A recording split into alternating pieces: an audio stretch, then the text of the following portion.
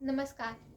आज मैंने जो टॉपिक लिया है वो एडवोकेट के इनरोलमेंट के बारे में, अधिवक्ता के नामांकन के बारे में, जो कि एक हमारा सब्जेक्ट है प्रैक्टिकल ट्रेनिंग।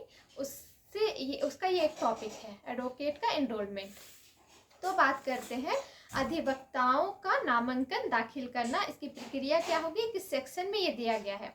तो अधिवक्ता अधिनियम 1961 है, इसमें एक प्रोविजन है अधिवक्ता का नामांकन।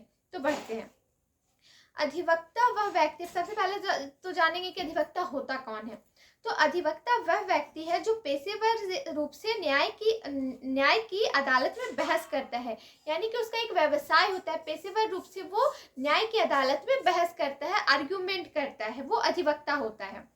इसके लिए एक वकील को बार काउंसिल में दाखिल लेना पड़ता है।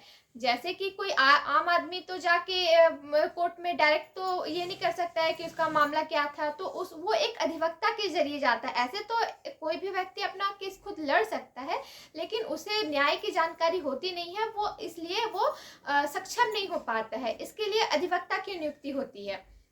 तो अधिवक्ता है जो वो बार काउंसिल में उसको दाखिल लेना पड़ता है।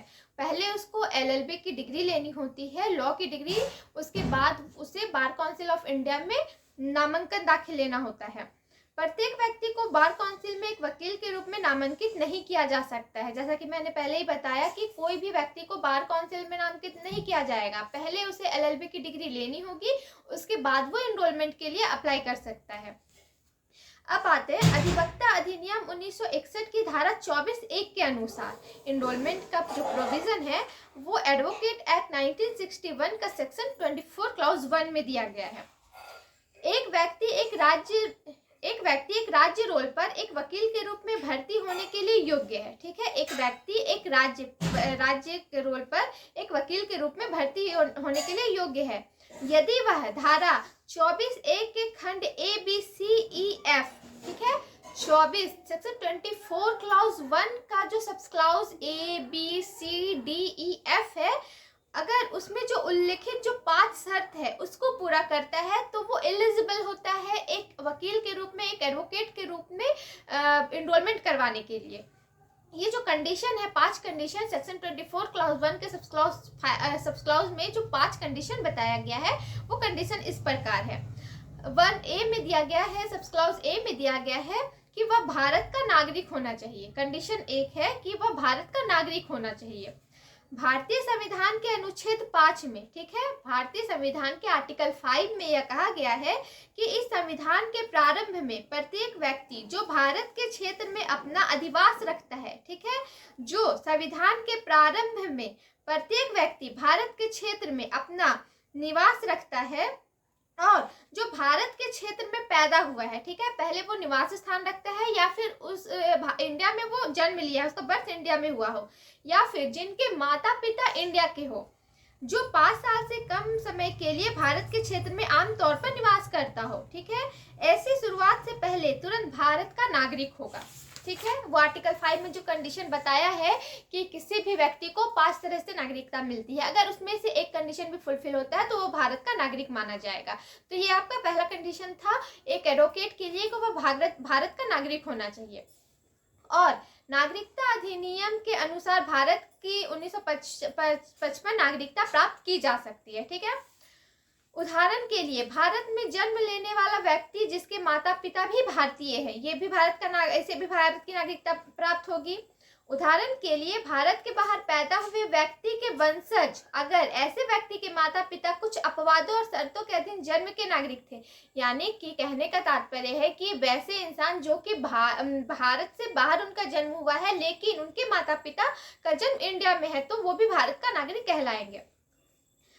अब आते हैं सेकंड कंडीशन में। पहला कंडीशन था कि वो भारत का नागरिक होना चाहिए।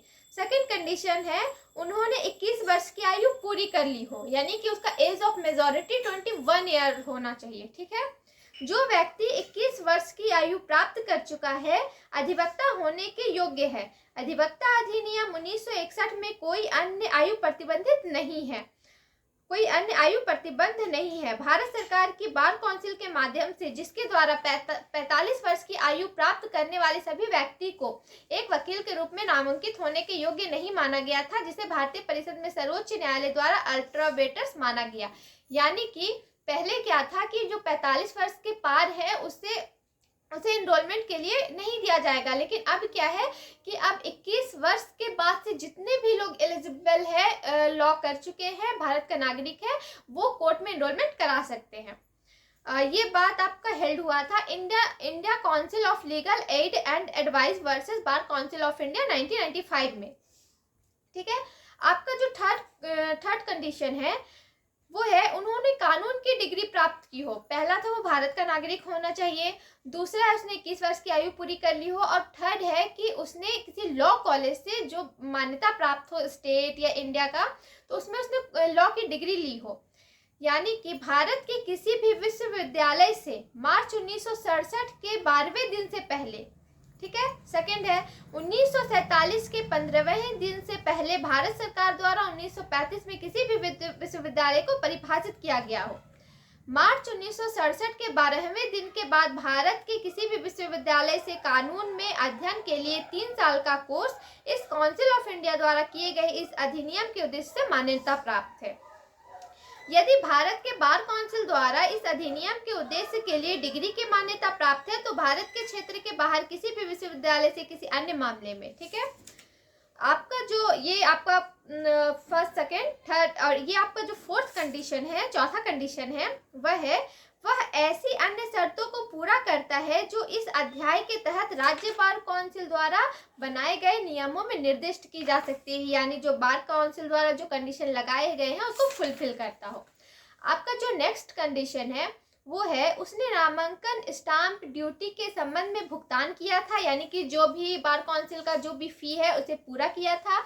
यदि कोई शुल्क भारतीय स्टाम्प के तहत है, ठीक है, तो इस भारतीय स्टाम्प अधिनियम 1899 के तहत कई प्रभारी और राज्य बार काउंसिल को दे एक नामांकन शुल्क 600 रुपये और बार काउंसिल ऑफ इंडिया को 100 रुपये उस परिषद के पक्ष में तैयार किए गए बैंक ड्राफ्ट के माध्यम से, और राज्य बार काउंसिल के लिए उसके द्वारा ST/SC के लिए 100 रुपये और बार काउंसिल ऑफ इंडिया को 25 रुपये का भुगतान करना होगा। यानी कहने का तात्पर्य है, कहने का मतलब है कि जो भी फी बार काउंसिल ऑफ इंडिया ने लगाए हैं उसको भुगतान किया जाना चाहिए। अब आते, ये तो था आपका सेक्शन 24 क्लॉज 1 का जो सब क्लॉज 5 था, जिसमें 5 कंडीशन बताए गए थे कि एनरोलमेंट के लिए कौन एलिजिबल होगा। अब आते हैं सेक्शन 24 क्लॉज 2 के बारे में। अब देखते हैं सेक्शन 24 क्लॉज 2 क्या बोलता है।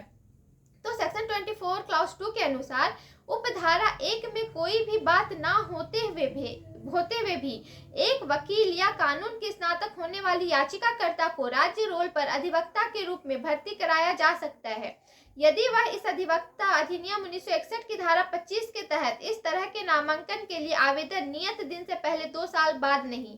और धारा 25 में कहा गया है कि एक वकील के रूप में प्रवेश के लिए एक आवेदन राज्य बार काउंसिल को निर्धारित रूप में दिया जाएगा जिसके अधिकार क्षेत्र में आवेदक अभ्यास करने का प्रस्ताव रखता है।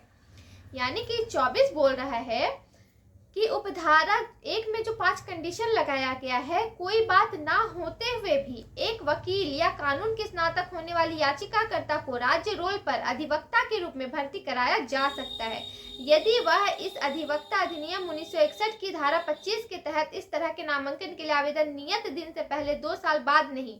और धारा 25 में कहा गया है कि एक वकील के रूप में प्रवेश के लिए एक आवेदन राज्य बार काउंसिल को निर्धारित रूप में दिया जाएगा जिसके अधिकार क्षेत्र में आवेदक अभ्यास करने का प्रस्ताव रखता है। एक बार राज्य बार काउंसिल ने अपने रोल पर एक वकील के रूप में प्रवेश के लिए किसी भी व्यक्ति के आवेदन से इनकार कर दिया तो राज्य बार काउंसिल के लिखित में पिछली सहमति के अलावा कोई अन्य राज्य बार काउंसिल के नामांकन के लिए आवेदन का मनोरंजन नहीं करेगा जिसने आवेदन को अस्वीकार कर दिया। और बार काउंसिल ऑफ इंडिया धारा 27 बात करता है ये। अब आते हैं एक नोट आप कर लेंगे कि उपधारा